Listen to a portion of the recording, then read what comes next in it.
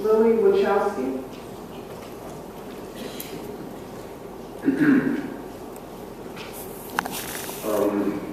Hello, committee members, elected officials, and citizens. My name is Lilly Wachowski. I'm a Chicago filmmaker, taxpayer, and bathroom user.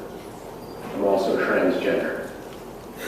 In fact, at 6'4", 214 and a half pounds, with my deep voice, I am unmistakably transgender. When I go about my daily life, I get snickered at, ogled, given the stink eye, or I even am the subject of the odd, not so surreptitious phone snaps. I'm hyper aware of other people's awareness of my otherness.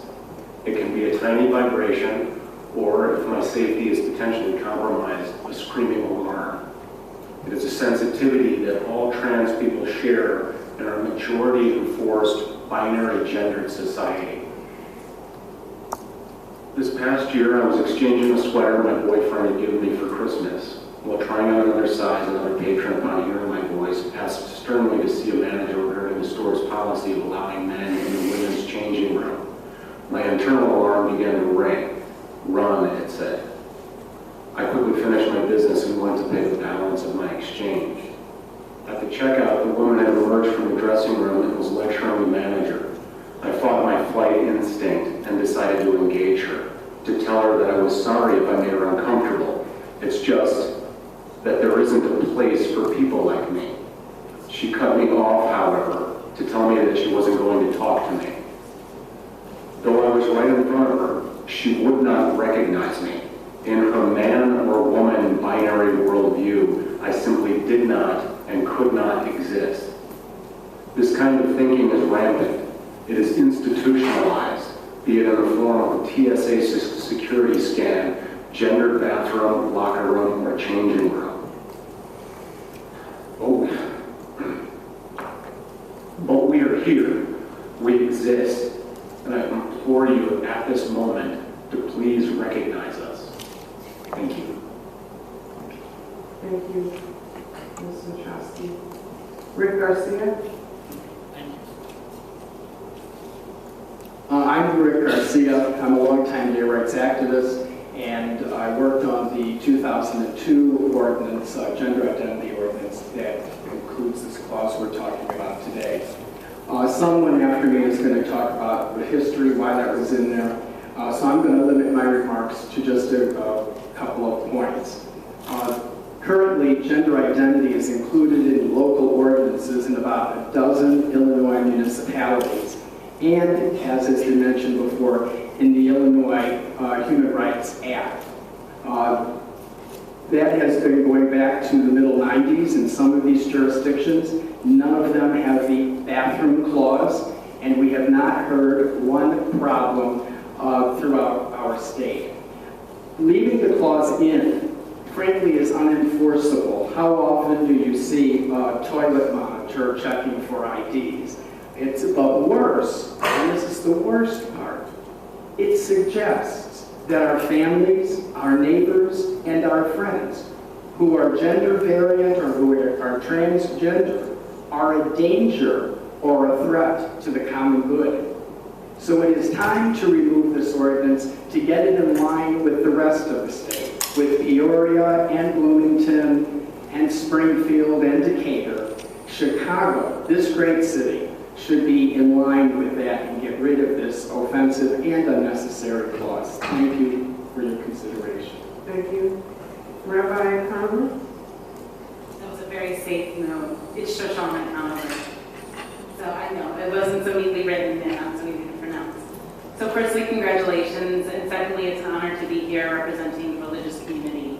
It's specifically my community in Lakeview, and I am very proud of our aldermen who are representing us and doing us proud today. As a clergy member in the city of Chicago, I urge you to pass this amendment, as it would remove the requirement that ties equal access to public accommodations of patrons in the city of Chicago to the gender or sex on an individual's government-issued ID. This existing provision has the effect of humiliating transgender people many of whom have been unable or have decided not to correct the gender marker on their IDs. But more than that, it's about human decency and respect for our neighbors who are transgender or gender nonconforming. Everyone deserves privacy and to be able to leave their homes without fear of humiliation and embarrassment. And I loved that this morning's discussion, even before we got here, with Mr. Dunnigan's remarks, he started with quoting from Muhammad Ali, saying that service to others is the rent you pay for life here on earth. And what I would say is that it seems as though he actually had been a reader of Psalm 89 that says that this world must be built on love, and righteousness and justice are the foundation of God's throne, meaning this world is God's throne, and Illinois and the city of Chicago are within that throne. So compassion and truth must go forth. We find compassion in our scriptures as they command us to treat everyone with dignity, for humankind was created in God's image. We find truth in our tradition, as Rabbi Hillel advised, what is hateful to you, do not do to your neighbor. We hear that echoed by Jesus, as he said, do to others what you want them to do to you. We hear it echoed again with Buddha, hurt not others in ways that you yourself would find hurtful. And Lilly, as you spoke today, I found that deeply hurtful. And I'm sorry. We find righteousness in communities of people striving to become more holy, inclusive, expansive, and whole. We believe that we are obligated to build this world on love, righteousness, and justice. This amendment is an important step in protecting our neighbors and our friends. We should support and protect our friends and family around us by passing policies that allow everyone equal access to public spaces, and in so doing, recognizing everyone's God-given dignity. Thank you. Mickey Mahoney. I teach at the School of the Art Institute and Columbia College, Chicago.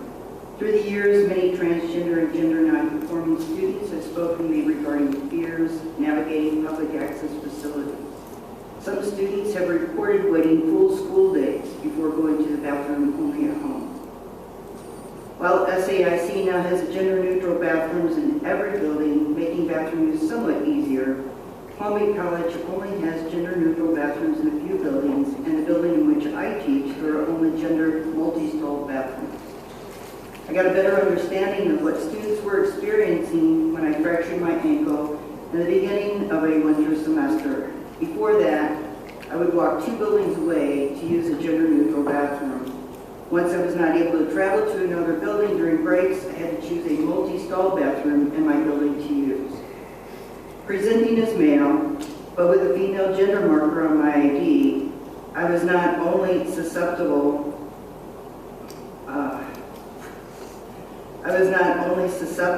to harassment, but to legal ramifications, which I could have affected my faculty position for using the wrong bathroom. I carried these thoughts with me always as I made daily decisions about which bathroom would be safest to use. In addition, a few years ago, I attempted to use the women's bathroom at O'Hare Airport, as my gender ID marker would have required, and was stopped by a worker who pointed to the men's bathroom, stating that that was the bathroom I should use. When I continued on into the women's room, the worker followed me and stood careful watch until I left the bathroom.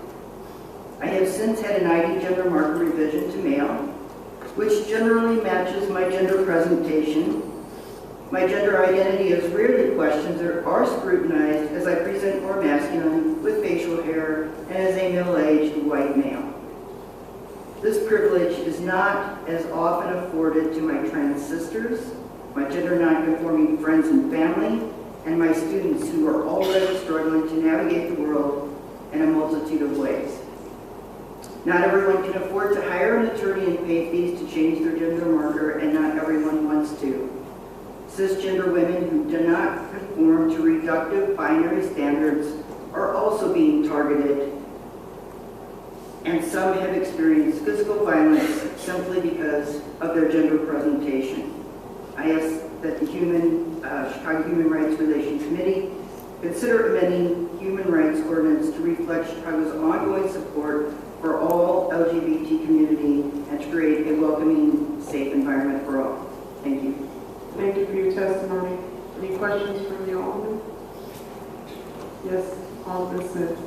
Well, first of all, I want to congratulate the panel for coming forward. And I guess when we hear that the time that people are taking to come testify, I really want to say to each of you, we really look forward to getting back to whatever business you do, bridging, working for the rights of everyone, going back to school. I have to admit, especially making fabulous movies that you and your sister made. And we are really looking forward to many, many more of them. So I'm really honored by this entire panel being here and really looking forward to just going back to everyone's lives and being able to have just a regular life. It's just too bad that we have had to put people through this. So congratulations, Madam Chairman, about bringing this piece of legislation forward. Thank you, Alderman Smith. Alderman Mel. I too, I just want to kind of, ditto what Alderman Smith said, but I also want to say I am geeking out a little bit because I'm such a big fan of your film. So thank you so much for coming and testifying. I found it really moving. Thank you. Thank you, Alderman Mel. Thank you all for your testimony, and let me add my thanks for coming down today as well. Thank you. I'd like to ask the court reporter if she needs a small break. Okay. We'll take a recess for about 5 minutes to allow the court reporter an opportunity